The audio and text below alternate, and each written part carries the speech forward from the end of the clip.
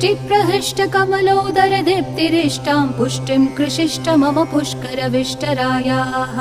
दद्यादयानुपवनो द्रविणाम्बुधाराम् अस्मिन्न किञ्चन विहङ्गशिशौ विषण्णे दुष्कर्म धर्ममपनीय चिराय दूरं नारायण प्रणयिनी नयनाम्बुवाहः गीर्देवतेति गरुडध्वज सुन्दरीति शाकम्भरीति शशिशेखर वल्लभेति सृष्टिस्थिति प्रलय कीलिषु संस्थितायै तस्यै नमस्त्रिभुवनैक गुरोस्तरुण्यै श्रुत्यै नमोऽस्तु शुभकर्म फलप्रसूत्यै रत्यै नमोऽस्तु रमणीय गुणार्णवायै शक्त्यै नमोऽस्तु शतपत्र निकेतनायै पुष्ट्यै नमोऽस्तु पुरुषोत्तम वल्लभायै नमोऽस्तु नालीक निभाननायै नमोऽस्तु दुग्धोदधि जन्मभूम्यै नमोऽस्तु सोमामृत सोदरायै नमोऽस्तु नारायण वल्लभायै नमोऽस्तु हेमाम्बुज पीठिका